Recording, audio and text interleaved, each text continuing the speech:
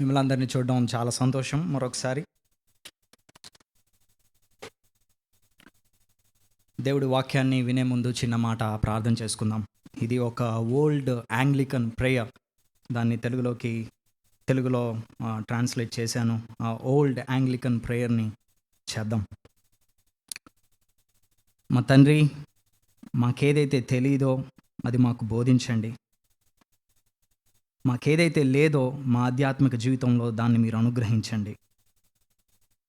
మేమేదైతే కామో, మేము ఇంకా ఏ ఏరియాస్లోనైతే ఎదగాలో ఆ ఏరియాస్లో మమ్మల్ని ఎదిగించండి.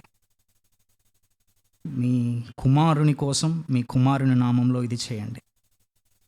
ఆమెన్. గత కొద్ది వారాలుగా యూదా పత్రిక నుంచి మనం ఎక్స్పోజిటరీ సర్మన్స్ వింటున్నాం. మనకందరికీ తెలుసు, యూదా పత్రిక యేసు క్రీస్తు యొక్క హాఫ్ బ్రదర్ అయిన సహోదరుడు అయిన యూదా గారు రాశారు అని మనం విన్నాం. యూదా పత్రికలో ఆ సంఘములో కొంతమంది అబద్ధ బోధకులు వచ్చేసి సంఘాన్ని గలిబిలి చేస్తూ ఉన్నారు. వాళ్ళందరికీ రాస్తూ 3వ వచనంలో యూదా పత్రికలో యూదా ఒక పిలుపునిస్తున్నాడు. మీరు క్రైస్తవులారా, మీరు మీ విశ్వాసం కోసం పోరాడండి అని చెప్పి. కానీ తర్వాత వచనంలో చూస్తే ఎలా పోరాడాలో వెంటనే చెప్పలేదు. పోరాడకుండా లేదా అబద్ధ బోధకులకు ఉదాహరణగా ఉన్న వ్యక్తుల గురించి సుమారు 5 నుంచి 16 వచనాల వరకు చెప్పాడు. యూదా ఒక మంచి అద్భుతమైన పాత నిబంధన థియలాజియన్ కాబట్టి చాలా పాత నిబంధన నుంచి ఉదాహరణలు ఇచ్చాడు. ఆఖరికి ఆ 16వ వచనం తర్వాత అనగా 17వ వచనంలో 3వ వచనంలో ఏదైతే పోరాడండి అని పిలుపునిచ్చాడో 17వ వచనం నుండి 23వ వచనం వరకు ఎలా పోరాడాలో చెప్పాడు.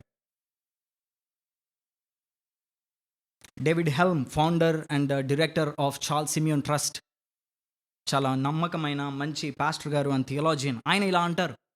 17 నుండి 23 వచనాల వరకు మనం చూసినట్లయితే క్రైస్తవ శిష్యత్వానికి ఒక కరిక్యులం లాంటిది అని అంటాడు. ఆయన ఇంకో మాటలో ఇలా కూడా అంటారు. Jude's version of how to contending Christians, క్రైస్తవులారా ఎలా పోరాడాలి అనే కరిక్యులం 17వ వచనం నుంచి 23వ వచనం వరకు ఎక్స్ప్లెయిన్ చేశాడు యూదా అని అంటాడు. ఆ భాగంలోనే మనం ఆఖరి వచనాల్లో ఉన్నాం. 22, 23 వచనాలు స్క్రీన్ పైన వచ్చినట్లయితే మనం అందరం ఒకేసారి చదువుదాం ఈ 22, 23 వచనాలని. 1, 2, 3 గో. సందేహపడు వారి మీద కనికరం చూపుడి, అగ్నిలో నుండి లాగినట్లు కొందరిని రక్షించుడి, శరీర సంబంధమైన వారి అపవిత్ర ప్రవర్తనకు ఏమాత్రము ఒప్పుకొనక దానిని అసహ్యించుకొనుచు భయముతో కొందరిని కరుణించిడి. నా సెర్మన్ యొక్క టైటిల్ క్రైస్తవ వైఖరి. దీన్ని క్రైస్తవ పోరాడు ఎలా అనే పార్ట్లో, అనే సిరీస్లో 4th పార్ట్గా నేను దీన్ని విభజించాను. క్రైస్తవ వైఖరి 22, 23 వచనాల్లో చూసినట్లయితే మనం 3 విషయాలు చూస్తాం. 22వ వచనంలో నెంబర్ 1 కనికరము చూపుడి. 23వ వచనంలో ఇంకొక 2 విషయాలు చూస్తాం, రక్షించుడి, అలాగే భయముతో కొందరిని కరుణించుడి. ఈ 3 విషయాలను మనము ఈ రోజు చూద్దాం. యూదాకి కొన్ని విషయాలు, ఏదైనా విషయాలు చెప్పాలంటే జతలుగా చెప్పడం ఇష్టం. అందుకే యూదా ఒక విషయాన్ని చెప్పేటప్పుడు 3 గ్రూప్స్ లేదా ఒక గ్రూప్లో 3 విషయాలు ఉండేలాగా తన ఈ పత్రికలో చాలా విషయాలు మనం చూస్తాం. మొదటి వచనంలో, 2వ వచనంలో చూస్తే కనికరము, సమాధానము, ప్రేమ. ఎన్నున్నాయి? 3. మీరు మొదటి వచనంలో చూస్తే ప్రేమింపబడి, భద్రము చేయబడి, పిలువబడి. 3. 20వ వచనంలో చూస్తే అతి పరిశుద్ధమైన దాని మీద మిమ్మును మీరు కట్టుకొనుచు, పరిశుద్ధాత్మలో ప్రార్థన చేయొచ్చు, యేసుక్రీస్తు కనికరం కొరకు కనిపెట్టుచు. 3. అలాగే ఈ వచనాల్లో కూడా 22, 23 వచనాల్లో కూడా 3 విషయాలు, అనగా తను చెప్పాలనుకున్న దాన్ని ఒక గుంపులో 3 విషయాలుగా అమర్చి చెప్తూ ఉంటాడు. ఈ 22, 23 వచనాల్లో చాలామంది చాలా అభిప్రాయాలున్నాయి. కొంతమంది ఏమనుకుంటారంటే బహుశా వీళ్ళు విశ్వాసులే, కానీ అబద్ధ బోధకులకు లొంగిపోయారు అని అంటారు. ఇంకా కొంతమంది ఏమంటారంటే లేదు లేదు, అసలు వీళ్ళు విశ్వాసులు కాదు, విశ్వాసులైతే అబద్ధ బోధకులకు ఎలా లొంగిపోతారు అని అవిశ్వాసులు అని అంటారు. చాలా ఒపీనియన్స్ ఉన్నాయి థియాలజియన్స్ మధ్య. కానీ నేనైతే ఈ యొక్క ఆర్గ్యుమెంట్ని కన్విన్స్ అయ్యాను. ఏంటి ఆర్గ్యుమెంట్? థామస్ ష్రైనర్ గారు, ఆయన సదర్న్ సెమినరీలో Greek New Testament professor Thomas Schreiner, ఆయన ఏమంటారంటే ఈ యొక్క 3 గ్రూపుల్ని విశ్వాసుల అవిశ్వాసుల అని చెప్పడం చాలా కష్టం. ఎందుకంటే యూదా ఎటువంటి ప్రూఫ్ ఇవ్వలేదు అక్కడ. కానీ మనం ఒక విషయాన్ని అర్థం చేసుకోవచ్చు. ఏంటంటే దే ఆర్ వీక్ పీపుల్, అనగా వారి విశ్వాసంలో బలహీనులు, ఆధ్యాత్మిక స్థితిలో బలహీనంగా ఉన్నవారు. అందుకే నా అప్లికేషన్స్ కూడా చాలా బ్రాడ్గా ఉంటుంది. కొన్నిసార్లు అవిశ్వాసాల గురించి మాట్లాడుతూ, కొన్నిసార్లు విశ్వాసాల గురించి మాట్లాడుతూ, అందరికీ ముఖ్యంగా ఈ యొక్క అప్లికేషన్ ఇవ్వడానికి నేను ప్రయత్నిస్తాను. కానీ ముఖ్యంగా మన కాంగ్రిగేషన్కి, అనగా విశ్వాసులంగా మనం ఈ వాక్యం నుంచి ఏం నేర్చుకోవాలనేది ఎక్కువగా నేను ఫోకస్ చేయడానికి ప్రయత్నిస్తాను. మొదటి విషయం కనికరం చూపుడి. 22వ వచనం, కనికరం చూపుడి. ఎవరిపైన కనికరం చూపించాలంట? సందేహపడు వారిపైన. సందేహపడు వారిపైన. ఇంగ్లీష్లో అయితే అండ్ అనే పదంతో స్టార్ట్ అయింది యాక్చువల్లీ 22వ వచనం. కానీ తెలుగులో మరియు అనే పదాన్ని ట్రాన్స్లేట్ చేయలేదు. కానీ ఆ అండ్ అనే పదం, మరియు అనే పదం ఆ ముందు వచ్చే 17 నుంచి 21 వచనాల వరకు కనెక్షన్ మనకి ఇస్తుంది. 17 నుంచి 21 వచనాల వరకు చూస్తే అక్కడ ఏమంటున్నాడంటే 17వ వచనంలో మిమ్మల్ని మీరు అపోస్తులు చెప్పిన మాటలను జ్ఞాపకం చేసుకోండి అని అంటూ, 21వ వచనంలో మీరు బోధలో మిమ్మల్ని మీరు కట్టుకోండి, విశ్వాసంలో మిమ్మల్ని మీరు కట్టుకోండి, అనగా మీరు ఎదుగుతూ ఉన్నప్పుడు ఈ 22, 23 వచనాల్లో చెప్తున్న పనులను చేయండి. నా మాట మీకు అర్థమైందా? క్రైస్తవులుగా మనం ఎదుగుతూ ఉన్నప్పుడు, విశ్వాసులంగా మనం ఎదుగుతూ ఉన్నప్పుడు 22, 23 వచనంలో ఉన్న పనులు మనం చేస్తాం.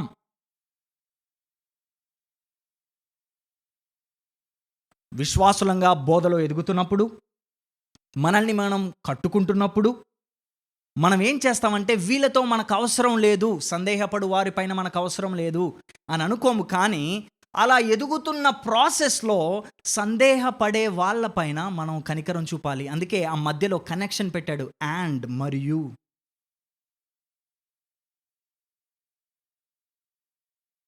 సందేహపడు అనే పదం గ్రీక్ పదం నుంచి వచ్చింది, డియాక్రినో. దీనికి చాలా అర్థాలు ఉన్నాయి. దానికి ఉన్న అర్థం ఏంటంటే వాదించడం, లేదా తర్కించడం, లేదా గొడవ పెట్టుకోవడం. కానీ ఇక్కడ సందేహపడు అనే ట్రాన్స్లేషన్ చేశారు. చాలా మంచి ట్రాన్స్లేషన్. ఎందుకంటే డియాక్రినో ఇదే పదము 9వ వచనంలో యూదా కూడా ఉపయోగించాడు. మీరు చూసినట్లయితే 9వ వచనంలో, అయితే ప్రధాన దూత అయిన మిఖాయేలు అపవాదితో ఏం చేస్తూ ఉన్నాడంట? వాదిస్తూ ఉన్నాడు. ఇదే పదం డియాక్రినో. వాదిస్తూ ఉన్నాడు. కానీ ఆ పదము ఇక్కడ ఉపయోగించేసరికి సందేహం అని ట్రాన్స్లేషన్ చేశారు. ఎందుకంటే ఈ పదానికి ఉన్న అర్థం కేవలం వాదించడమే కాదు, తనలో తాను సందేహపడడం కూడా. Doubt with in self, in a conflict. ఇక్కడ యూదా ఎవరితో వీళ్ళు కాన్ఫ్లిక్ట్లో ఉన్నారో చెప్పలేదు కాబట్టి ట్రాన్స్లేటర్స్ సందేహపడుతున్నారు అని ట్రాన్స్లేట్ చేశారు. మీరు 9వ వచనంలో చూస్తే అపవాది ఎవరితో వాదిస్తున్నాడు? మిఖాయేలుతో. Very good. అక్కడ ఒకరు ఉన్నారు కాబట్టి వాళ్ళు వాదిస్తున్నారు. అందుకే వాదించుచుండగా అని ట్రాన్స్లేట్ చేశారు. కానీ ఇక్కడ ఈ పదం ఉపయోగించినప్పుడు మాత్రం అక్కడ ఎవరితో వాళ్ళు వాదించడానికి లేరు. అంటే they are arguing with in themselves. వాళ్ళు వాళ్ళతోనే వాదించుకుంటున్నారు. అంటే దే హ్యావ్ డౌట్. ఓకే, క్రైస్తత్వం నిజమా కాదా? నిజంగా యేసుక్రీస్తు నిజమైన దేవుడా కాదా? ఓకే, ఆల్రెడీ యూదా పత్రికలో ఉన్న సంఘములోకి అబద్ధ బతుకులు వచ్చేసారు కాబట్టి అబద్ధ బతుకులు వచ్చి చెప్తున్నప్పుడు అబద్ధ బతుకులు రైటా, లేకపోతే అపోస్తుల బోధ రైటా? They are weak people. బలహీనులు ఈ అబద్ధ బోధకుల బోధ ద్వారా ప్రభావితం చెందబడిన వారు. కొత్త నిబంధన ఎక్కడ కూడా సందేహించడాన్ని ఎంకరేజ్ చేయదు.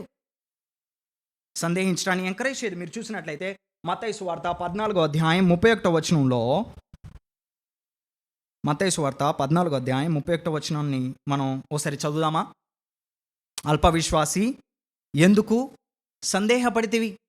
అలాగే యాకోబు పత్రిక 1వ అధ్యాయం 6వ వచనంలో, అయితే అతడు ఏమాత్రమును, ఎవరైతే అడుగుతున్నారో ప్రార్థనలో, అతడు ఏమాత్రమును సందేహింపక విశ్వాసముతో అడగవలెను. సందేహించువాడు గాలి చేత రేపబడి ఎగిరిపడు సముద్ర తరంగమును పోలియుండును.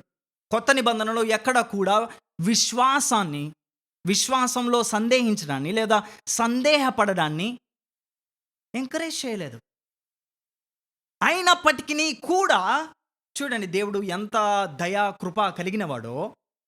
ఎంకరేజ్ చేయనప్పటికీ కూడా సందేహపడే వాళ్ళపైన కనికరం చూపమని మనకు ఆజ్ఞనిచ్చాడు.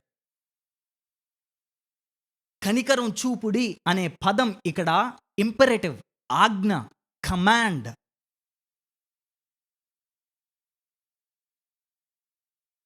వీలైతే చూపించండి, కుదిరితే కనికరం చూపించండి కాదు, అక్కడ కనికరం చూపించండి అంతే, పీరియడ్.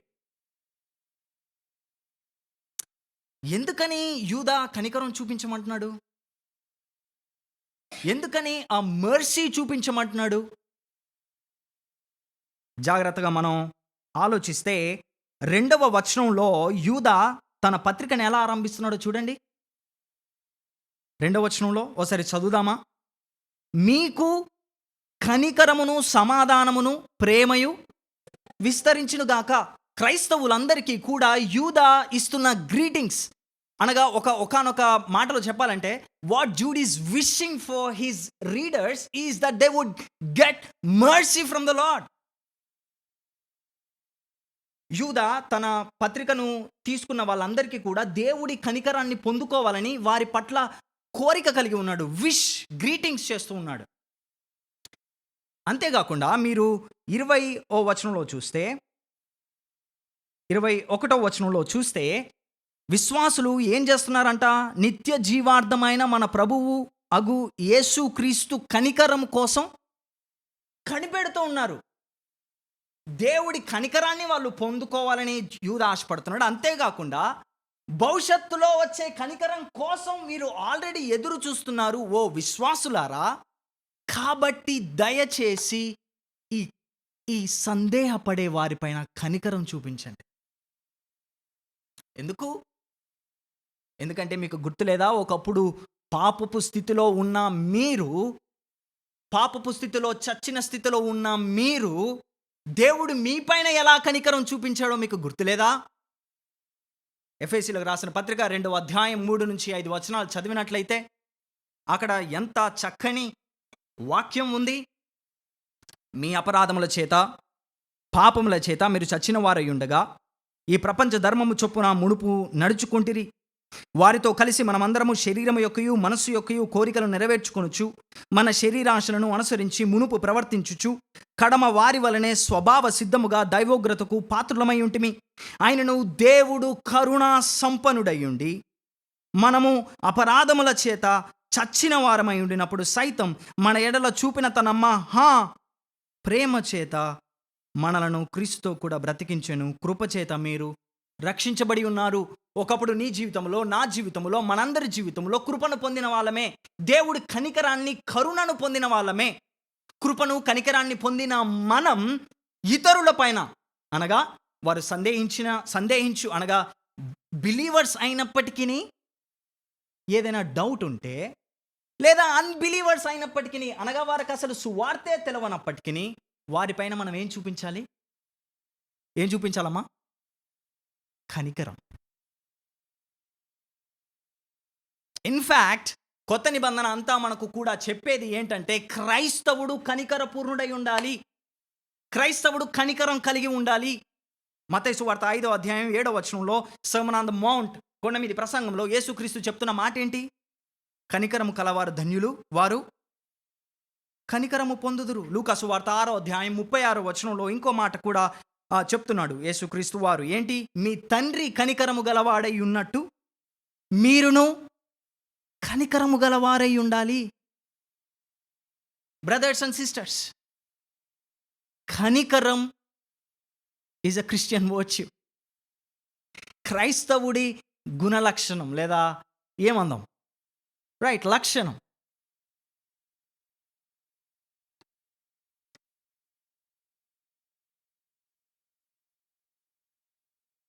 డియర్ బిలీవర్స్, విశ్వాసులారా, హెచ్టీబీసీ సభ్యులారా,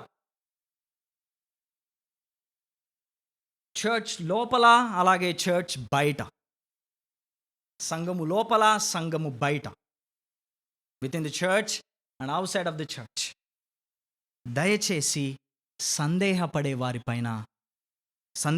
వారి కోసం వెతకండి. వాళ్ళే మా దగ్గరికి వస్తారు, మేము వాళ్ళ దగ్గరికి ఎందుకు? ఎలక్షన్లో ఉన్న వాళ్ళు ఎట్లయినా తీసుకొని వస్తాడు. టూ మచ్ హైపర్ కాల్వినిజం అంటారు దాన్ని. దేవుడికి, వాక్యానికి వ్యతిరేకమైన బోధ. వెతకండి, సందేహపడే వారిపైన కనికరం చూపించండి. మనకందరికీ తెలుసు ఫ్యానీ క్రాస్బీ గారు. ఆమె ఒక మంచి హిమ్ రైటర్. చిన్నప్పుడే తన చూపును పోగొట్టుకుంది. 60 ఏళ్ల వయసులో ఏం జరిగిందంటే, ఆమె ఇంగ్లాండ్ పట్టణం ఒక సిటీ నుంచి ఇంకో సిటీకి, సిటీలో ఒక పార్ట్ నుంచి ఇంకో సిటీకి వచ్చిందనమాట. 60 ఏళ్ల వయసు, పాపం బ్లైండ్. ఎందుకయ్యా వచ్చింది అని ఆమె బయోగ్రఫీలో చూస్తే, ఆమె ఎందుకు వచ్చిందంటే, వారంలో 3 రోజులు ఆమె ఉన్న ప్రాంతంలో రెస్క్యూ మిషన్ చేయడానికి, అనగా పరిచర్య చేయడానికి, ఆపదలో ఉన్న వారిని ఆదుకోవడానికి, వాళ్ళతో సువార్తను పంచుకోవడానికి, అటువంటి మినిస్ట్రీలో తను చేయడానికి తన కంఫర్ట్ ప్లేస్ నుంచి 60 ఏళ్ల వయసులో బ్లైండ్ ఉమెన్ ఇంకో ప్లేస్కి వచ్చింది. ఆమె తను పాటల్లో ఏదైతే పదాలు రాసిందో ఆ పదాలకు తగ్గట్టుగా ఆమె జీవిస్తూ ఉంది. ఏంటి ఆ మాటలు? ఇది నా స్వేచ్ఛ అనువాదం ఆమె లిరిక్స్కి. నశించిపోతున్న వారిని రక్షించండి, మరణిస్తున్న వారిని పట్టించుకోండి, పాపం మరియు సమాధి నుండి కరుణతో వారిని లాగండి, తప్పు చేస్తూ దానిలో జీవిస్తూ ఉన్న వారికై ఏడవండి, పడిపోయిన వారిని పైకి లేపండి, రక్షించే శక్తిమంతుడైన యేసు గురించి వారికి చెప్పండి. Fanny క్రాస్బీ, she came out of her comfort zone and searched for people. నశించిపోతున్న వారు ఎక్కడున్నారు అని తన పరిచర్యను ఒక ప్రాంతం నుంచి ఇంకొక ప్రాంతం, పాటలు రాసే పరిచర్యను ఒక ప్రాంతం నుంచి ఇంకో ప్రాంతంకి వచ్చిందాము. So my dear brothers and sisters, within the church and outside of the church, సందేహపడు వారిపైన కనికరం చూపించండి. సువార్తను వాళ్ళతో పంచుకోండి, వాళ్ళకున్న సందేహాలను తీర్చండి. సందేహాలను తీర్చండి అన్నప్పుడు be gentle and have patience.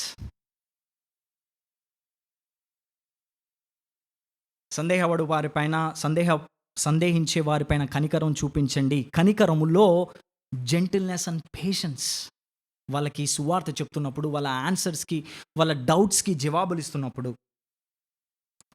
ఎందుకు? యూదాకి బాగా తెలుసు. ఆల్రెడీ 12వ వచనంలో వాళ్ళు వచ్చేసి సంఘంలోకొచ్చేసి అబద్ధ బోధకులు, ఆ సంఘాన్నంతటిని గలిబిలి చేస్తూ ఉన్నారు.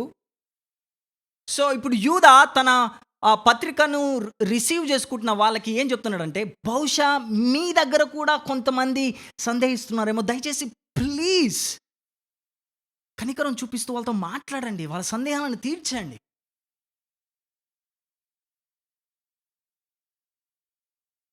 చాలామంది చాలామందికి ఇప్పుడున్న సంఘంలో, అలాగే సంఘం బయట కూడా ఉన్న వాళ్ళకి వచ్చే ప్రశ్న, బైబిల్ నిజమేనా? లేకపోతే యేసుక్రీస్తు నిజమైన దేవుడా? లేకపోతే నేను చాలా పాపంలో ఉన్నాను, యేసుక్రీస్తు నన్ను ఎలా ప్రేమిస్తాడు? ఇటువంటి సందేహాల్లో ఉన్నప్పుడు చాలా సార్లు నేను వ్యక్తిగతంగా ఇప్పటివరకు నా జీవితంలో చాలా ర్యాష్‌గా, లేకపోతే హార్ష్‌గా, "ఈ మాత్రం కూడా తెలీదా నీకు? ఎన్ని రోజుల నుంచి చర్చ్‌కొస్తున్నావు?" అని ఒక రకమైన యాటిట్యూడ్‌తో, పైకి అనంలేండి. పైకనం. కానీ మన బిహేవియర్‌లో, మన యాటిట్యూడ్‌లో, మనం మాట్లాడే మాటల్లో కొన్నిసార్లు చూపిస్తూ ఉంటది. ఒకసారైతే మై వైఫ్ కన్ఫ్రంటెడ్ మీ. ఏదో ప్రశ్న అడిగింది బిబ్లియాలజీ గురించి ఏందో మొత్తం మీద. ఇంటర్న్‌షిప్ టైమ్‌లో అప్పుడు. ద వే నేను చెప్పిన జవాబు కరెక్టే. జ జవాబు కరెక్టే. కానీ నేనిచ్చిన ఆన్సరు ఆమెను లిటిలింగ్ అంటారు. అంటే ఆమెని తక్కువగా "ఈ మాత్రం గూడా తెలీదా? ఓస్ ఇంతే. ఇది కూడా తెలీదా నీకు?" అన్నట్టుగా. సందేహాన్ని తీర్చు. కానీ have gentleness. Have patience. So, నాకేం చెప్పిందంటే మా wife, "I don't like the way you corrected me Ajay." She was blunt. సూటిగా చెప్పింది. "నువ్వు నన్ను కరెక్ట్ చేసిన విధానం నాకు నచ్చలేదు. ఆన్సర్ చెప్పిన విధానం నాకు నచ్చలేదు. ప్లీజ్." ఎందుకంటే మనం చాలా సార్లు ఈ అనుమానించే వాళ్ళతో, లేదా సందేహించే వాళ్ళతో, సువార్తను తెలియని వాళ్ళతో మనం డీల్ చేసేటప్పుడు మనం ఎట్లా డీల్ చేస్తామంటే, యాజ్ ఇఫ్ నాకులాగా సెమినరీ గ్రాడ్స్ లాగా, లేకపోతే థియలాజికల్ పియర్స్ లాగా, లేకపోతే వాళ్ళేదో మనకి అపాలజిస్ట్ లాగా మొత్తం వాళ్ళని, మన జ్ఞానం అంతా వాళ్ళపైన కుమ్మరించేసి హార్ష్‌గా బిహేవ్ చేస్తూ ఉంటాం. No. Friends, brothers, sisters, win with mercy, not with fight. కరుణ చేత, కృప చేత సందేహపడే వారిని గెలుద్దాం. వాక్యాన్ని వాళ్ళకు బోధిద్దాం. సువార్తను బోధిద్దాం. దేవుని కృప చేత, దేవుని ఆత్మ సహాయం చేత, ప్రభువా నాకు సహాయం చేయండి, నాకు సెల్ఫ్ కంట్రోల్‌నివ్వండి, నా వల్ల కావడం లేదు, ప్లీజ్ అని దేవుణ్ణి అడుగుతూ, మెర్సీతో కొంతమందికి సువార్త చెప్దాం, లేదా వాళ్ళ డౌట్స్‌ని క్లారిఫై చేద్దాం. And number 2 save others. 23వ వచనం. అగ్నిలో నుండి లాగినట్లు కొందరిని రక్షించండి. ఇక్కడ చాలా అర్జెంట్ వర్డ్ ఉపయోగిస్తున్నాడు. సోజో, రక్షించండి. ఇది కూడా ఆజ్ఞే. ఇది కూడా ఆజ్ఞే. ఇంపరేటివ్. కమాండ్. రక్షించండి, త్వరగా రక్షించండి. ఎందుకు? కొంతమంది ఎట్లా ఉన్నారంట? ఎలాగా? అగ్నిలో ఉన్నట్టు ఉన్నారంట కొంతమంది. సో, వాళ్ళని మనం ఎలా రక్షించాలంట? అగ్నిలో నుండి, యాజ్ ఇఫ్ అగ్నిలో నుండి వాళ్ళని లాగినట్లు లాగేసేయాలంట.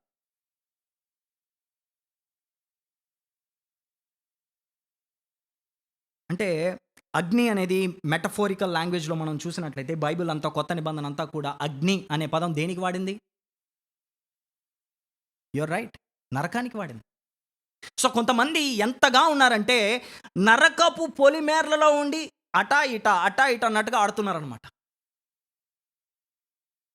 వాళ్ళ పాపపు జీవితంతో, వాళ్ళ ఐడియాలజీస్‌తో, అబద్ధ బోధలంటే కేవలము క్రైస్తవ్యానికి వ్యతిరేకంగా ఉన్న అబద్ధ బోధకులు మాత్రమే కాదు. అసలు దేవుడే లేడు, ఏథియిజం వీటిని కూడా నేను ఆలోచిస్తున్నాను. ఇవి కూడా అటువంటి జీవితాల్లో జీవిస్తున్న వాళ్ళు నరకానికి పొలిమేరల దగ్గరలో ఉన్న వారిని మనం ఏం చేయాలంట? మనం మనం రక్షించాలంట. ఇక్కడ ఉపయోగించిన పదం ప్రెజెంట్ ఇంపరేటివ్, అనగా ఒక్క రోజులో జరిగేది కాదు. ప్రతిరోజు మన మనస్తత్వం ఇలాగే ఉండాలంట. అందుకే నేను క్రైస్తవ వైఖరి అని ఆలోచించాను. ఒక్కరోజు చేసి ఓకే, శ్రావణ్ అనే ఏదో రిమైండర్ పెట్టాడు, ఓకే మనం చేయాలి చర్చ్గా, హెచ్టీబీసీగా ఒక ఆర్టికల్ కూడా పెట్టాడు కాబట్టి మనం ఓకే ఈరోజు ఇవాంజలిజంలో యాక్టివ్గా ఉండాలి. ఒక్కరోజు లేకపోతే నెలలో ఒకరోజు కాదంట. అక్కడ ఉపయోగించిన పదం రెగ్యులర్గా. అక్కడ ఉపయోగించిన కాలానికి అర్థం రెగ్యులర్గా, కంటిన్యూస్గా జరగాలి.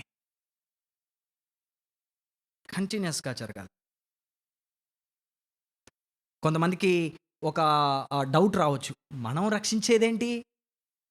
రక్షించేది ఎవరు? దేవుడే కదా. మరి ఇక్కడ యూదా తప్పు థియాలజీ ఏమని చెప్తున్నాడా? మనం రక్షించమా? ఇక్కడ అనే రక్షణ సొటీరియాలజికల్ రక్షణ కాదు. నా మాట, నువ్వేదో యాజ్ ఇఫ్ వాళ్ళని నరకం నుంచి పరలోకం నువ్వు తీసుకెళ్తారు. రక్షణార్థమైన రక్షణ కాదు ఇక్కడ మాట్లాడేది.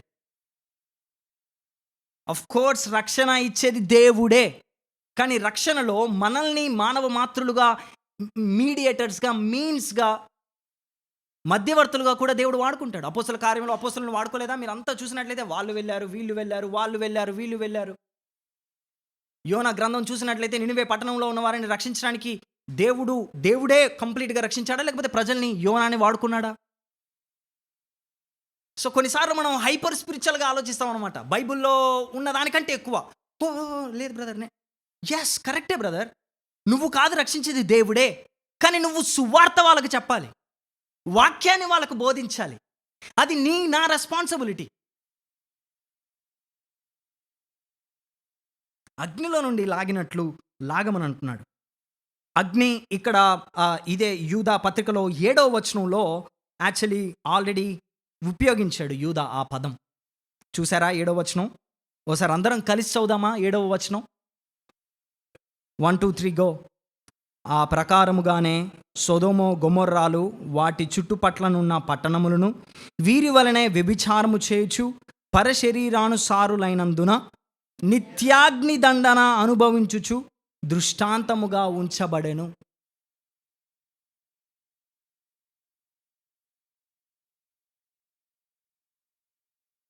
అబద్ధ బోధకులకి ఉదాహరణగా సొదొమ గొమొర్రా వాళ్ళు ఎలాగైతే నాశనమయ్యారో, వీళ్ళు కూడా, అనగా అబద్ధ బోధకులు కూడా ఇలాగే నాశనం అవుతారు అని ఉదాహరణ ఇస్తున్నాడు యూదా. సో వీళ్ళైతే ఆల్రెడీ అగ్నిలో ఉన్నారు, లేదా ఆల్రెడీ వీళ్ళకి ఖచ్చితంగా నిత్యాగ్ని దండన అనుభవిస్తారు అని చెప్తున్నాడు యూదా. కానీ ప్రజలకు మాత్రం, అనగా విశ్వాసులకు లేదా వ్యక్తులకు మాత్రం ఏమంటున్నాడు? వాళ్ళను లాగండి. అంటే చూడండి, అబద్ధ బోధకులకు ఆల్రెడీ నిత్యాగ్ని దండన వాళ్ళు ఖచ్చితంగా ఉంటారు రిపెంట్ అవ్వకపోతే అని చెప్తూనే, కానీ ఈ ప్రజలను మాత్రం మీరేం చేయండి? ప్రజల్ని రక్షించండి, ప్రజల్ని లాగండి, ప్రజలకి చెప్పండి.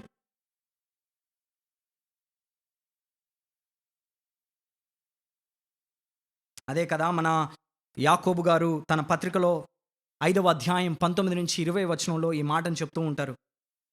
5వ అధ్యాయం 19 నుంచి 20 వచనంలో ఏమంటున్నారు? నా సహోదరులారా, మీలో ఎవడైనను సత్యము నుండి తొలగిపోయినప్పుడు మరి ఒకడు అతనిని సత్యమునకు మళ్లించిన ఎడల పాపిని వాని తప్పు మార్గము నుండి మళ్లించు వాడు మరణము నుండి ఒక ఆత్మను రక్షించి అనేక పాపములను కప్పివేయునని తాను తెలుసుకొనవలెను. బ్రదర్స్ అండ్ సిస్టర్స్, మన చుట్టూ చాలామంది అగ్నిలో ఉన్నట్టుగా ఉన్నారు, నరకపు ఆ దగ్గరలో ఉన్నట్టుగా ఉన్నారు. వాళ్ళ జీవితాలు గాని, వాళ్ళు నమ్మేవి గాని ఇవన్నీ. మరి మనం రక్షించడానికి ఏం చేస్తున్నాం? ఏం ఎఫర్ట్స్ పెడుతున్నాం? నేను ఈ ప్రసంగం ఆలోచిస్తున్నప్పుడు కూడా నేను కూడా చాలా కన్విక్ట్ అయ్యాను. ప్రభా! నేనేం చేస్తున్నాను ఇతరులకు బోధించే ముందు ఫస్ట్ ఆఫ్ ఆల్. నేనేం చేస్తున్నాను?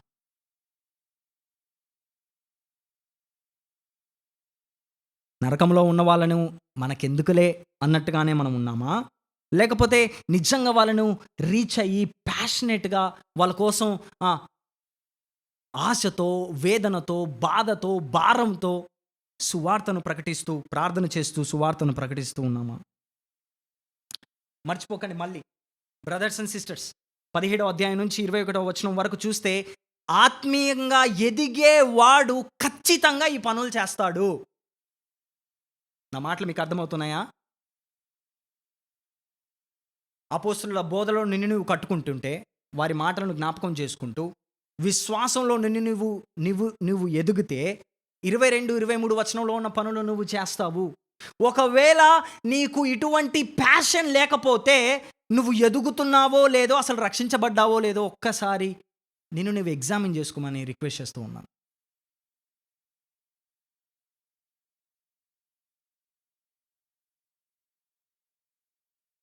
మన సంఘాల్లో, మన బంధువుల్లో, మన కొలీగ్స్‌లో ట్రావెల్ చేస్తున్నప్పుడు, బార్బర్ షాప్‌లో లేకపోతే స్విగ్గీ, జొమాటో, అర్బన్ కంపెనీ వీళ్ళందరూ మనకెందుకులే,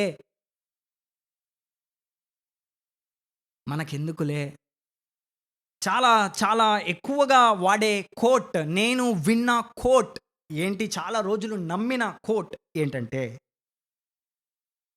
preach the gospel always, whenever there is need, use words. సువార్తను అన్ని వేళలా ప్రకటించు, అవసరమైతే మాత్రమే పదాలు వాడు. నేను చాలా సంవత్సరాలు చాలా రొమాంటిక్‌గా ఉందిరా వావ్ అనుకునేవాడిని. కానీ సువార్తను నువ్వు ఎలా జీవిస్తావు? దాన్ని ఇలా చెప్పాలి యాక్చువల్లీ. సువార్తను అన్ని వేళలా ప్రకటించు, అన్ని వేళలా పదాలు వాడు.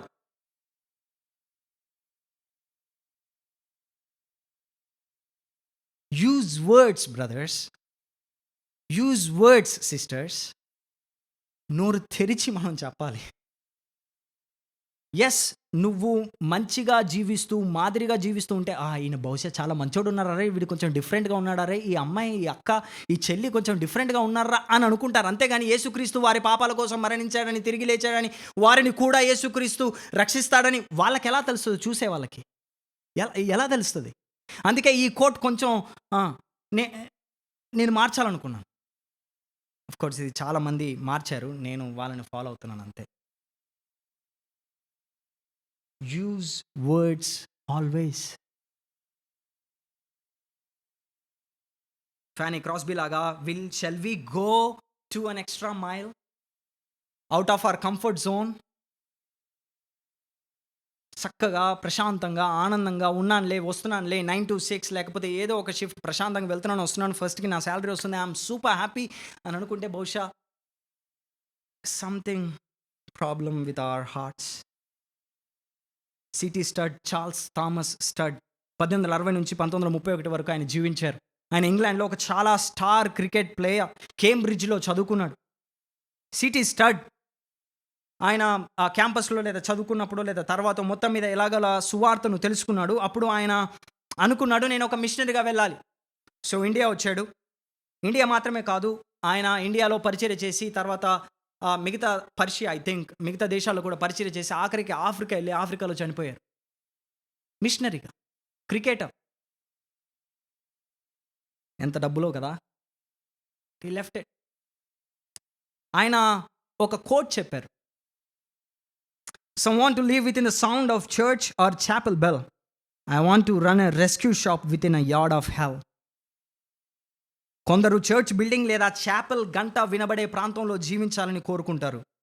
కానీ నేను నరకం ఒక్క అడుగు దూరములో రెస్క్యూ షాప్‌ని నడిపించాలనుకుంటున్నాను. వద్దురా రే, వద్దురా వద్దురా, నరకం వద్దురా నేను అని కాపాడే షాప్ని నడిపిస్తాడంట. ఓ ఈయన దగ్గర నుంచి మనమందరం నేర్చుకుంటే ఎంత బాగుంటుంది. ఆ ఆశ, ఆ తృష్ణ, ఆ తపన.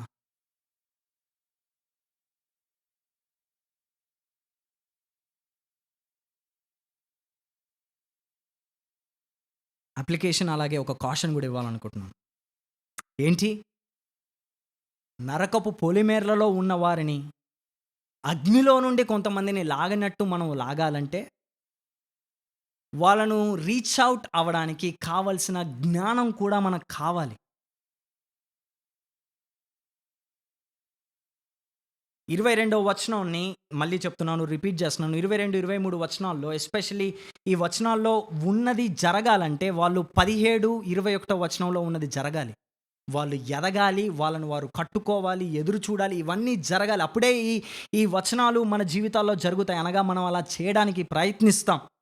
ఇవేమీ చేయకుండా, అనగా మనల్ని మనం ఎక్విప్ చేసుకోకుండా, మనల్ని మనం వాక్యంలో, దేవుని జ్ఞానంలో, దేవుడి సన్నిధిలో ఎదగకుండా నరకంలోనికి వెళ్ళే వారిని కాపాడతామంటే మనం వాళ్ళతో కలిసి వెళ్ళిపోతాం. ఎందుకు?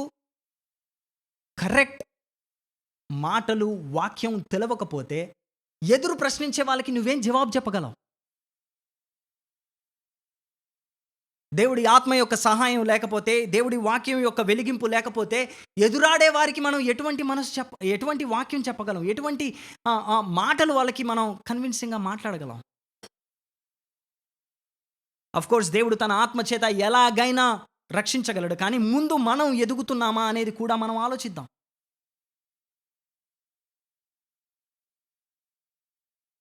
అబద్ధ బోధకుల గురించి మాట్లాడుతున్నప్పుడు యూదా పత్రిక చాలా దగ్గరగా ఉంటుంది. మీరు 2వ పేతురు 3వ అధ్యాయాన్ని చూస్తే, 2 పీటర్ 3rd చాప్టర్ని చూస్తే చాలా దగ్గరగా ఆల్మోస్ట్ మనకి యూదా పత్రిక చదివినట్టే ఉంటుంది. అబద్ధ బోధకులు వస్తున్నారు, జాగ్రత్త అని చెప్పిన తర్వాత 2వ పేతురు 3వ అధ్యాయం ఆఖరి వచనంలో ఒక వార్నింగ్ ఇస్తారు, లేదా ఒక కమాండ్ని ఇస్తాడు, లేకపోతే ఒక విషయం చెప్తాడు. ఏంటి? 2వ పేతురు 3వ అధ్యాయం 18వ వచనంలో చూసినట్లయితే, మన ప్రభువును, అందరం కలిసి చదువుదామా? మన ప్రభువును రక్షకుడునైన యేసుక్రీస్తు అనుగ్రహించు కృపయందును జ్ఞానమందును అభివృద్ధి పొందుడి. దేవుడి జ్ఞానంలో మీరు ఎదగాలి అని చెప్తున్నాడు. ఎందుకు? 3వ అధ్యాయం కాంటెక్స్ట్లో మనం చదివితే అబద్ధ బతుకులు వస్తున్నారు. యూదాలో ఆల్రెడీ అబద్ధ బతుకులు వచ్చేశారు. మరి నన్ను నేను మనల్ని మనం ఎక్విప్ చేసుకోకపోతే, అనగా వాక్యంలో కట్టుకోకపోతే, జ్ఞానంలో ఎదగకపోతే ఎలా మనం పోరాడగలం?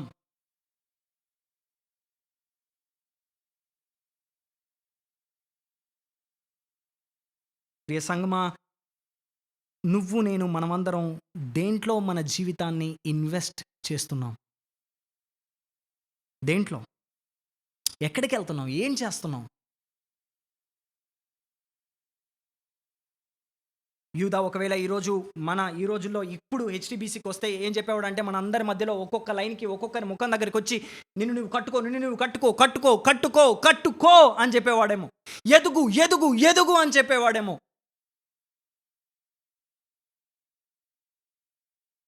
ఎస్పెషల్లీ 20, 21 వచనాలు వస్తే కట్టుకోవడమే కాదు, ప్రార్థించు, ఎదురు చూడు ఆయన కృప కొరకు, మాటల్ని జ్ఞాపకం చేసుకో, బోధని జ్ఞాపకం చేసుకో, ఎదుగు. ఇంకా ఎన్ని రోజులు ఎక్కడ వేసిన గొంగలి అక్కడేలాగా ఉంటే నేను ఈ అగ్నిలో నుంచి ప్రజల్ని రక్షించలేము.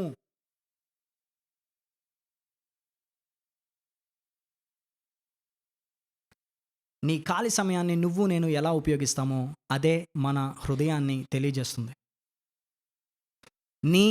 నా ఖాళీ సమయాన్ని, నా మెయిన్ హార్ట్ దేని గురించి ఆలోచిస్తామో, దేన్ని చూస్తామో, దేన్ని ఉపయోగిస్తామో అవే మన హార్ట్ని తెలియజేస్తుంది. నిజంగా నీకు ఎదగాలని ఉంటే, నిజంగా నువ్వు వాక్యంలో ఎదగాలని ఉంటే, brothers and sisters, let me ask you this question. మిమ్మల్ని ప్రశ్న అడగనివ్వండి. నిజంగా are you equipping yourself in the word? దేవుని వాక్యంలో నిన్ను నీవు కట్టుకుంటున్నావా? వాక్యాన్ని చదువుతున్నావా? వాక్యానికి సంబంధించిన ఆర్టికల్స్, లేకపోతే సర్మన్స్, లేకపోతే ఇతరులతో కలిసి బుక్ చదవడం, లేకపోతే ఆధ్యాత్మిక పుస్తకాలు చదవడం. ఇది ఒకవేళ మనం చేయలేకపోతే నరకంలో నుండి, లేదా అగ్నిలో నుండి రక్షించినట్లు మనం ప్రజల్ని రక్షించలేం. సిటీ స్టడీ ఇంకో మాట కూడా అన్నారు. మనకు ఉంది ఒకే ఒక జీవితం, అది త్వరలో గడిచిపోతుంది. దేవుని కోసం మనం ఏం చేస్తామో, నేను బ్రాకెట్లో మనం ఏం నేర్చుకుంటామో, మనం ఏం తెలుసుకుంటామో అది మాత్రమే శాశ్వతంగా నిలిచిపోతుంది. ఒకటే life. Brothers and sisters, please let us put efforts పెడదాం, నేర్చుకుందాం. డియర్ బ్రదర్స్, సింగిల్స్, ఎంతగా నేర్చుకోగలవు అంతగా నేర్చుకో. తర్వాత చాలా ఆక్యుపేషన్స్ ఉంటాయి, చాలా ఎంగేజ్ అయిపోతావు. పెళ్ళైన బ్రదర్స్ని అడగండి, అయ్యో నేను ఇంకా అప్పుడే సింగిల్గా ఉన్నప్పుడు ఎంత నేర్చుకుంటే బాగుండేదో అంటారు వాళ్ళు. ఇప్పుడు పిల్లలు, ఈ అన్ని రెస్పాన్సిబిలిటీస్. బ్రదర్స్ ప్లీజ్ నేర్చుకుందాం.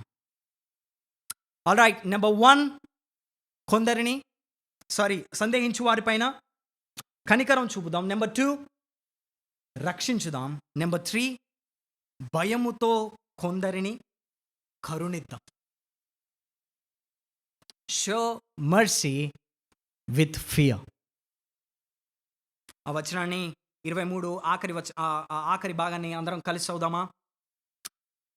1 2 3 గో. శరీరా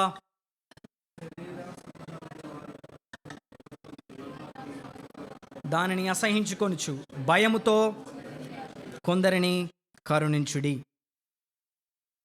శరీర సంబంధమైన వారి అపవిత్ర ప్రవర్తన అనే పదం ఇంగ్లీష్లో యాక్చువల్లీ మీరు ఈఎస్విలో లేదా ఏదైనా ఇంగ్లీష్ బైబిల్లో గమనిస్తే డిఫరెంట్ ఉంటుంది. అక్కడ ప్యారలల్ బైబిల్స్ మీ దగ్గర ఉంటే కనుక చూడండి ఏమనుంది. ఎవరైనా చూసి చెప్పగలరా? Hating even the garment stained by the flesh. Okay, తెలుగులో ఏం చేశారంటే మన వాళ్ళు కామెంటరీ రాసేశారు, మంచిది. అసలు యాక్చువల్లీ యూదా ఏదైతే ఆలోచిస్తున్నాడో అదే ఎగ్జాక్ట్ వివరణ ఇచ్చాడనమాట. దాన్ని వీళ్ళు garment stained by the flesh అనేది మన వాళ్ళు శరీర సంబంధమైన అని రాసి వారి అపవిత్ర ప్రవర్తనకు అని ట్రాన్స్లేట్ చేశారు. యాక్చువల్లీ మలిన వస్త్రం అనేది తీసేశారు. బట్ యాక్చువల్లీ యూదా అదే ఆలోచిస్తున్నాడు. ఆయన ఆలోచన కూడా అపవిత్ర ప్రవర్తనే. కానీ ఈ పదాన్ని కొంచెం ఆలోచించినప్పుడు, దాని వెనక బ్యాక్గ్రౌండ్ మనం ఆలోచించినప్పుడు మనకి ఇంకా కొంచెం ఎక్కువ క్లారిటీ వస్తుంది. అందుకే నేను ఆ పదాన్ని ఎంఫసైజ్ చేయాలనుకుంటున్నాను. వస్త్రం, మలిన వస్త్రం, శరీర సంబంధంతో కూడిన దానివల్ల మలినమైన వస్త్రం. గ్రీక్లో కిటోన్, అండర్ గార్మెంట్ లేదా ఇన్నర్ వేర్ వస్త్రానికి ఇక్కడ ఉపయోగించిన పదం కిటోన్, undergarment or inner wear. అనగా శరీర సంబంధమైన ఈ మలిన వస్త్రం. ఈ యొక్క మెయిన్ ఈ పదానికి ఉన్న అర్థం ఏంటంటే ఒక మనిషి యొక్క మలమూత్ర విసర్జనల ద్వారా పాడైపోయిన వస్త్రాన్ని అని అర్థం లిటరల్గా. మీరందరూ నన్ను ఒక క్షణం షాక్లో చూశారు. మలమూత్ర విసర్జన అన్నాడేంటంటే అక్కడ ఉపయోగించిన పదం అదే. ఒక మనిషి తన శరీరముతో చేసిన పాపమును, ఏదైతే శరీర అపవిత్రతతో చేసిన పాపాన్ని ఒక వస్త్రానికి అంటితే ఆ వస్త్రాన్ని నువ్వు నేను ఎంత అసహించుకుంటామో, అలాగే నువ్వు నేను కొంతమందిని కరుణించేటప్పుడు, లేదా కొంతమందికి సువార్త చెప్పేటప్పుడు, లేదా కొంతమందికి జవాబులు ఇచ్చేటప్పుడు వారిని కాదు కానీ వారి పాపాన్ని, ఇక్కడ శరీరం పాపం అనడం లేదు. ఓకే, శరీరం ద్వారా బయటకు వచ్చేది పాపం, తప్పు. శరీరాన్ని ఉపయోగించుకొని చేసే పని తప్పు.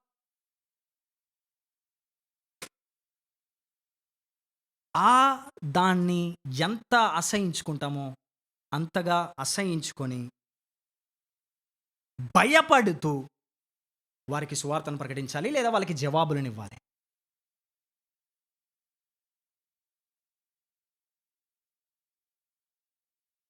అంటే ఈ గ్రూప్‌ని మనం ఎలా ఆలోచించొచ్చంటే, ఎన్ని సార్లు దేవుని వాక్యం విన్నా, లేకపోతే ఎన్ని సార్లు ఎవరో ఒకరు వాళ్ళని హెచ్చరించినా, వార్న్ చేసినా కూడా, మరలా, మరలా, మరలా, మరలా, మరలా, మరలా చెప్పినా కూడా, ఆహా! మేం వినం. మేం చేసేది చేస్తూనే ఉంటాం. చేస్తూనే ఉంటాం అని విచ్చలవిడిగా ఆ పాపానికి అలవాటు పడి, విపరీతంగా పాపాన్ని ఆశిస్తూ, ఇష్టంగా చేసే గుంపుగా మనం ఈ గుంపును వర్ణించొచ్చు. యూదా శరీరం అనే పదం వచ్చినప్పుడు ఇదే ఏడో వచనంలో మనం చూసినట్లయితే యూదా ఆ శరీరానుసారులైనందున అనగా సెక్షువల్ ఇమోరాలిటీకి ఉపయోగించిన పదం, లైంగిక అపవిత్రతకు ఉపయోగించిన పదాన్ని ఇదే వచనంలో శరీరం అనే పదం దగ్గర కూడా ఉపయోగించాడు. సో ఈస్ టాకింగ్ అబౌట్ పాపం గురించి, కంటిన్యూస్ పాపం. సరే బ్రదర్, అపవిత్ర ప్రవర్తనలో ఉన్న వారికి మనం కరుణ చూపిద్దాము, కరెక్టే. కానీ ఎందుకు భయం? భయముతో కరుణ.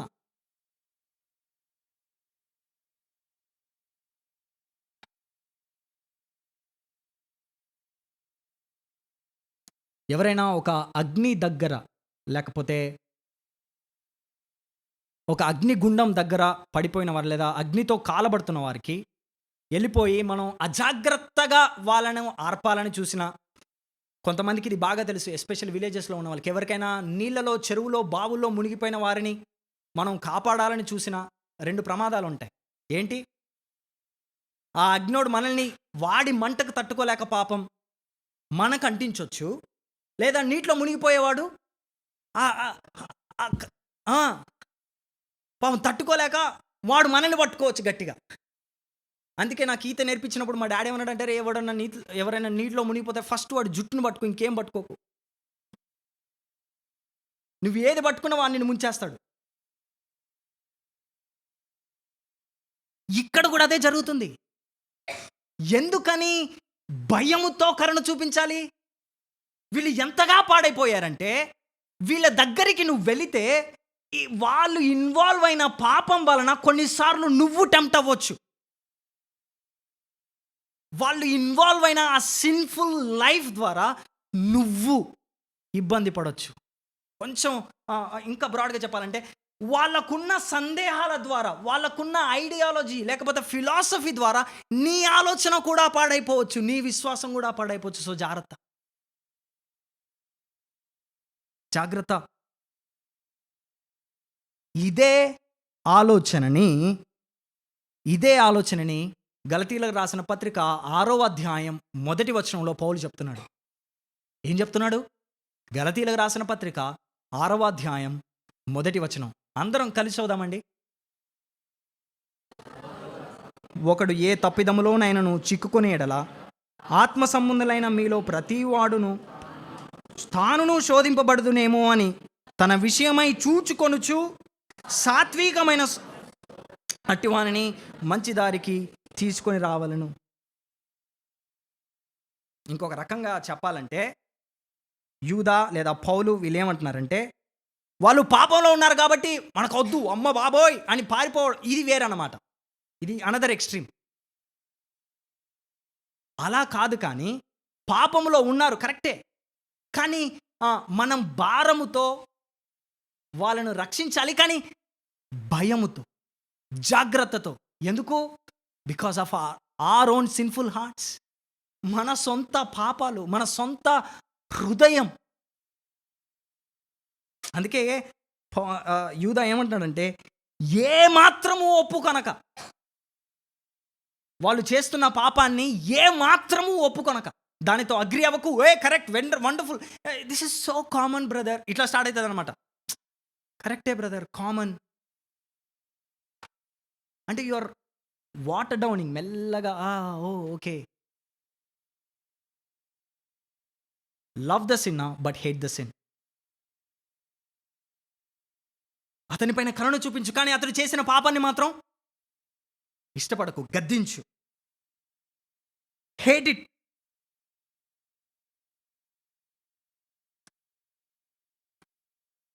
మనకి ఈరోజు సంఘానికి ఎంత క్రైస్తవ ప్రపంచ తెలుగు సంఘానికి ఎంత చక్కని గద్దింపు ఇది. ఎవరైనా ఇటువంటి పాపంలో ఉన్నప్పుడు ఫస్ట్ ఐడియా మనకేంటి? మనమే జడ్జిలం అయిపోతాం, జడ్జి చేసేస్తాం. వాళ్ళకది, వీళ్ళకిది, వాళ్ళకది, వీళ్ళకిది అని చెప్పి వాళ్ళ తప్పుల్ని ఎత్తి చూపి, వాళ్ళ తప్పుల్ని 10 మందికి చెప్పి మనం ఆనందంతో సాటిస్ఫై అవుతాం. కానీ వాళ్ళ పాపాన్ని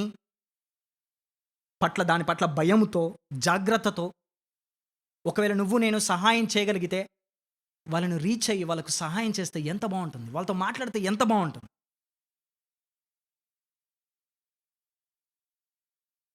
అట్టి కృప మనకి దేవుడు ఇవ్వాలి.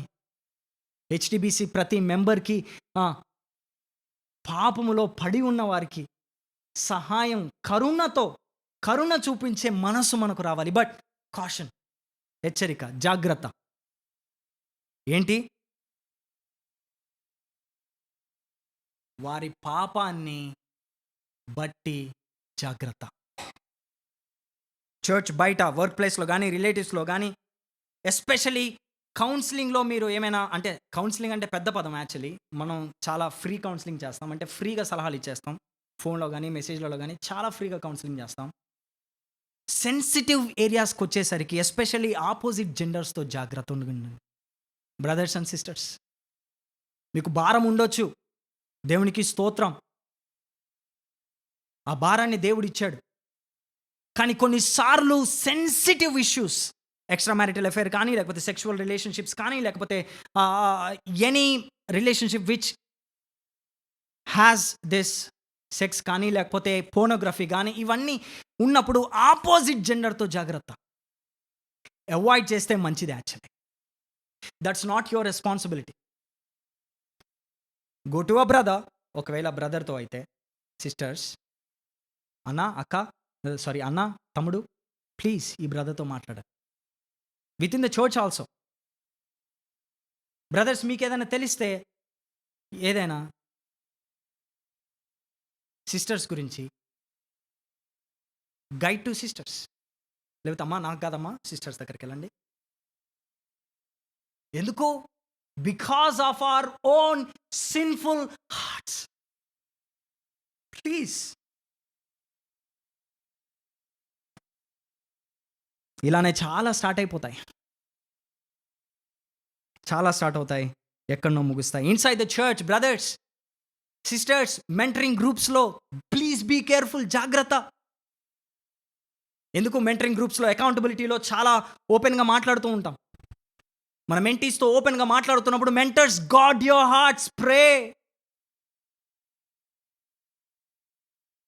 రాబర్ట్ ప్లమ్మర్ అనే థియాలజియన్, గ్రీక్ స్కాలర్, ఆయన ఏమంటాడంటే, చాలాసార్లు నేను అకౌంటబిలిటీ గ్రూప్, మెన్స్ గ్రూప్లో ఉన్నప్పుడు నాకు ఒక భయం వేస్తుంది. ఎందుకు? నా గ్రూప్లో ఉన్న బ్రదర్స్ అందరూ చాలా explicit language, especially pornography, sexual sin గురించి వచ్చినప్పుడు చాలా ఎక్స్ప్లిసిట్గా మాట్లాడుతూ ఉంటారు. అనగా ఓపెన్గా మాట్లాడుతున్నప్పుడు ఒక రకంగా నాకు పాపం ఎంత దారుణమైంది, మన హృదయాలు ఎంత భయంకరమైనవి అని అసహ్యం వేస్తుంది. ఇంకో పక్క వాళ్ళు ఉపయోగించిన ఆ లాంగ్వేజ్ని బట్టి నేను కూడా టెంప్ట్ అవుతాను.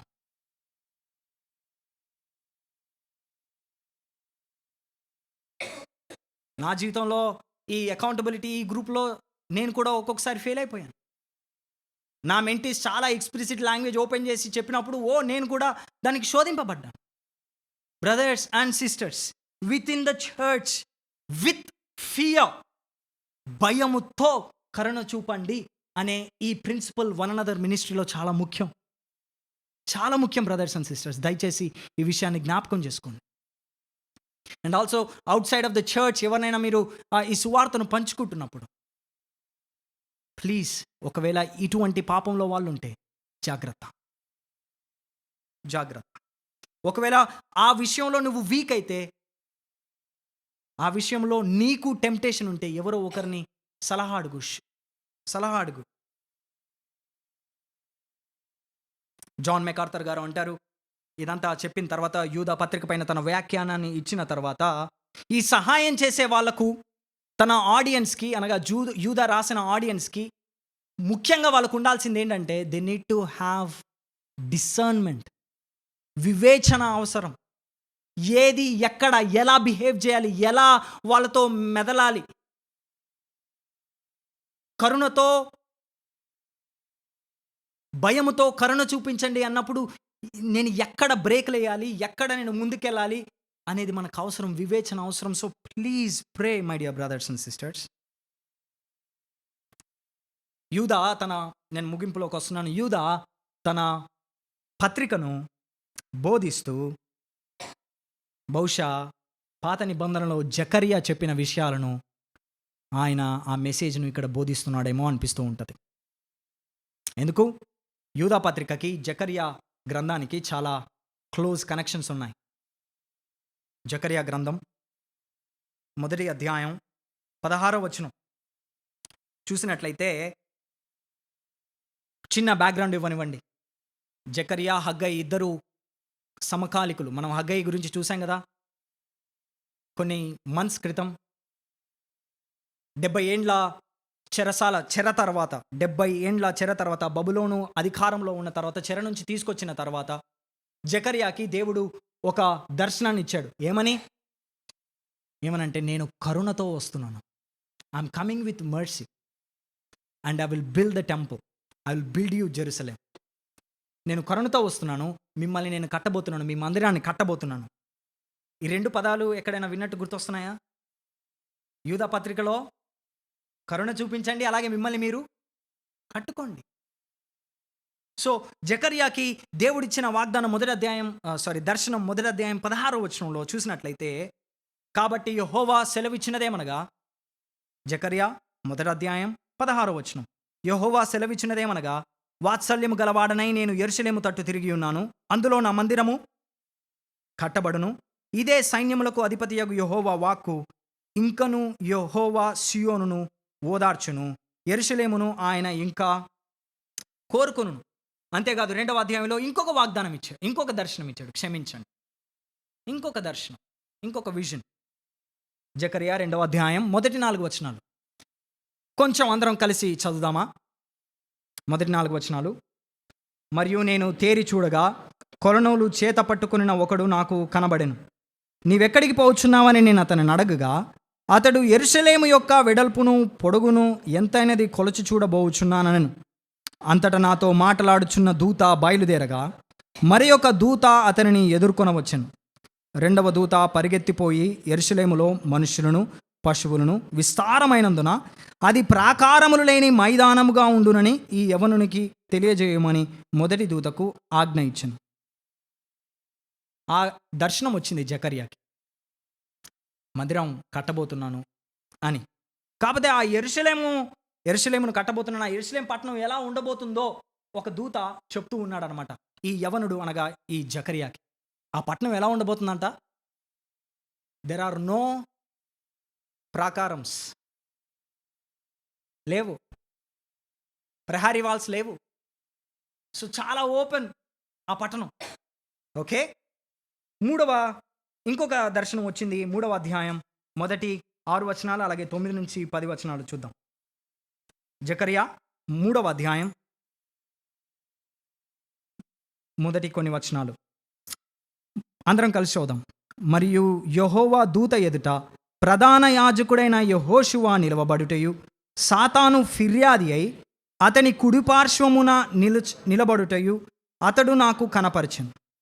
సాతాను, యెహోవా నిన్ను గద్దించును. ఒక్క క్షణం ఇక్కడ ఆగుదాం. ఓకే, ఇప్పుడు 3వ దాంట్లో యెహోషువ అనే ఆ యాజకుడు గురించి మాట్లాడుతూ ఉన్నాడు. ఓకే, జకర్యాకి వచ్చిన విజన్లో యెహోషువ గురించి మాట్లాడుతున్నాడు.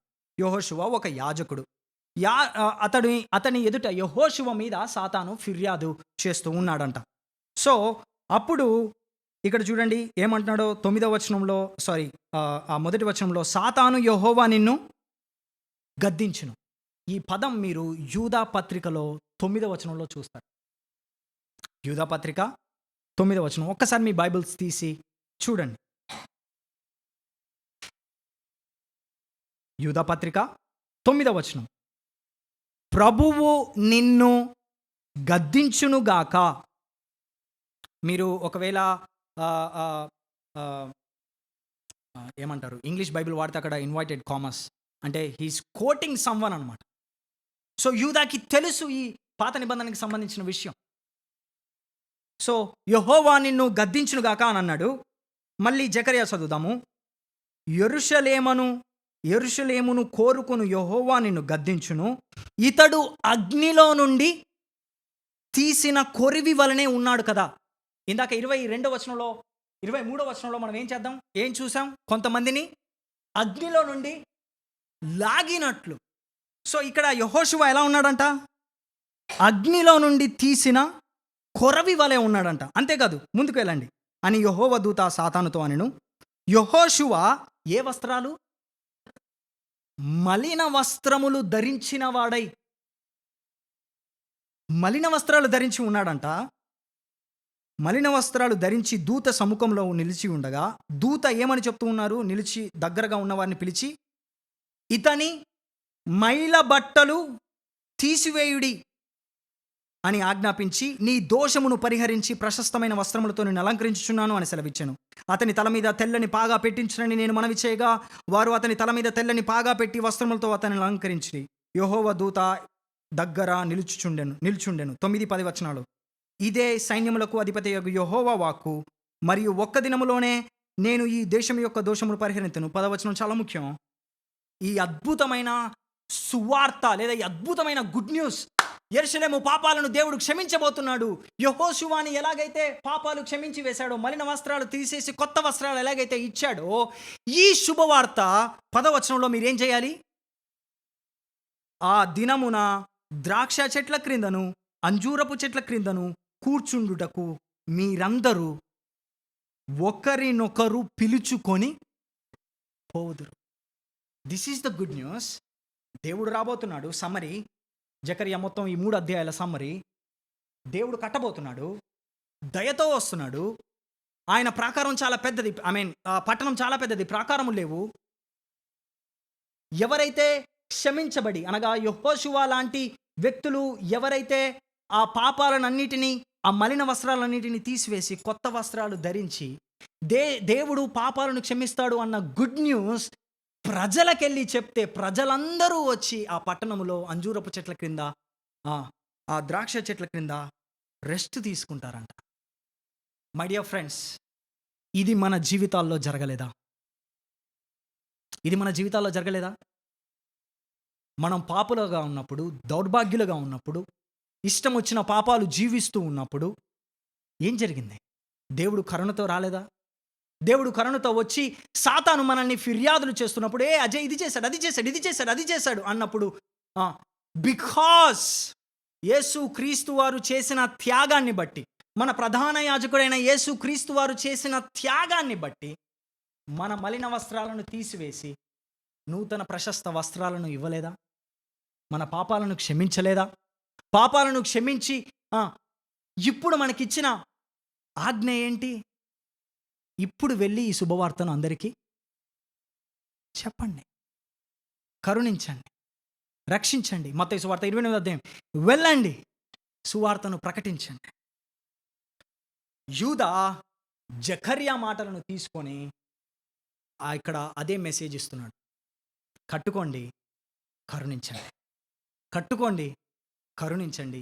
ఈ శుభవార్తను వెళ్ళి మలిన వస్త్రాలను తీసివేయగలిగిన ఆ దేవుడి యొక్క శుభవార్తను అందరితో ప్రకటించండి. ఒకవేళ యూదా ఈరోజు మన మధ్యలో వస్తే, బ్రదర్స్ అండ్ సిస్టర్స్, ఇది ఎంత ప్రివిలేజ్. ఒకప్పుడు మన పైన కరుణ చూపాడు, ఒకప్పుడు మన మలిన వస్త్రాలను తీసివేశాడు, ఒకప్పుడు పాపపు జీవితంలో ఉన్నప్పుడు తన అద్భుతమైన సువార్త ద్వారా మనల్ని క్షమించి పరలోకానికి వారసులుగా చేసి నరకపు పొలిమేరల నుండి తీసి మనల్ని పరలోకపు మార్గంలో పెట్టిన ఈ గొప్ప రక్షకుడైన యేసు క్రీస్తు వారు నీకు ఈ ప్రివిలేజ్ ఇచ్చారు. ఏంటి?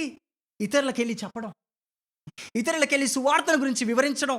నీవొక్కడు మాత్రమే కరుణ పొంది చాలు అని అనుకుంటున్నావా? లేదు బ్రదర్స్ అండ్ సిస్టర్స్, ఇతరులను రక్షించే కృపను, కనికరాన్ని, ఇటువంటి ప్రివిలేజ్ని మనకిచ్చాడు. So please go and tell, please go and tell the mercy of God.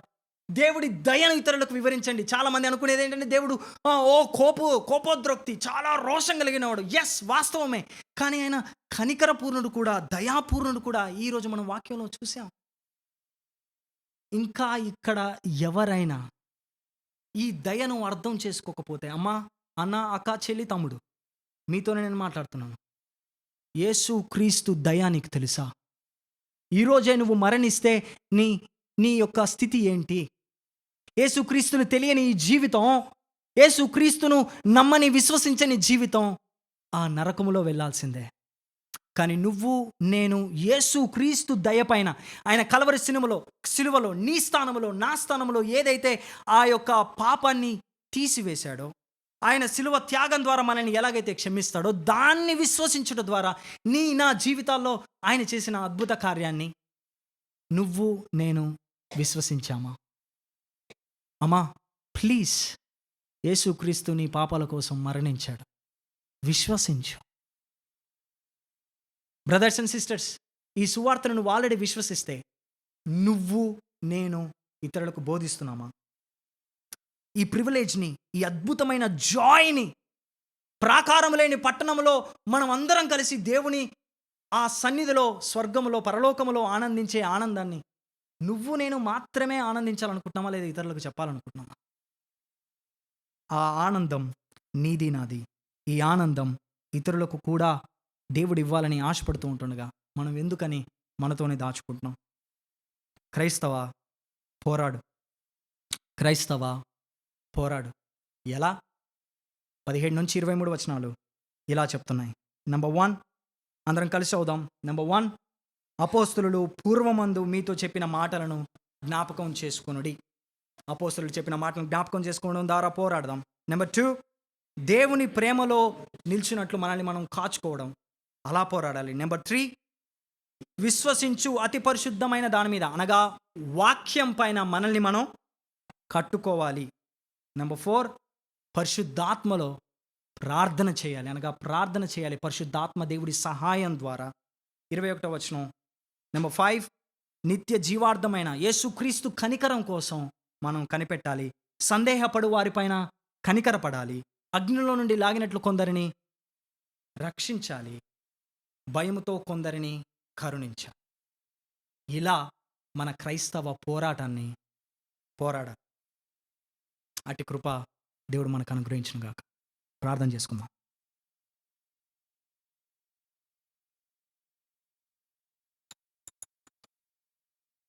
ప్రభువా, మా పైన కనికరాన్ని చూపించండి. మీ దయ పైన మేము ఆధారపడి ఉన్నాం. మీ దయ కోసం మేము ఎదురు చూస్తున్నాం ప్రభువా. ఆఖరి దినాన మీరు చూపించబోయే దయ, ఆ పరలోకపు స్వాస్థ్యం ఇచ్చుట ద్వారా మీరు చూపే దయ, నీతో పాటు కలకాలం ఎల్లప్పుడూ ఉండే ఆ దయ, దానికోసం మేము ఎదురు చూస్తున్నాం ప్రభువా. మరి మీ దయను పొందిన మేము ఇంకా యేసు క్రీస్తు అంటే తెలియని, సువార్త తెలియని ప్రజల పట్ల కూడా దయ చూపడానికి సహాయం చేయండి. సహాయం చేయండి ప్రభువా. జెంటిల్గా, పేషెన్స్తో, మా స్వకేంద్రిత జీవితాలు కాకుండా ఇతరుల గురించి ఆలోచిస్తూ, కనికరము చూపిస్తూ, కరుణ చూపిస్తూ, మమ్మల్ని మేము ఎక్విప్ చేసుకుంటూ అగ్నిలో నుండి కొందరిని లాగినట్లుగా కొందరిని రక్షించే కృపను మాకు ఇవ్వండి ప్రభువా. భయముతో, పాపమును ద్వేషిస్తూ, ఆ పాపం మాకెక్కడ అంటుకుంటుందో అన్న భయంతో జాగ్రత్తగా మమ్మల్ని మేము మీ యొక్క ఆత్మశక్తి చేత కాపాడుకుంటూ, అటువంటి స్థితిలో ఉన్నవారిని కూడా కరుణించే కృపను మాకు ఇవ్వమని, సువార్తను ప్రకటించడం, వాక్యాన్ని బోధించడం మాకు నేర్పించమని ప్లీజ్ లార్డ్, మీ యొక్క దయ మాకు కావాలి. మీ దయ కోసమే ఎదురు చూస్తున్నాం. మాకు మీ సహాయాన్ని అనుగ్రహించమని యేసు నామములో ప్రార్థిస్తున్నాం తండ్రి. ఆమేన్.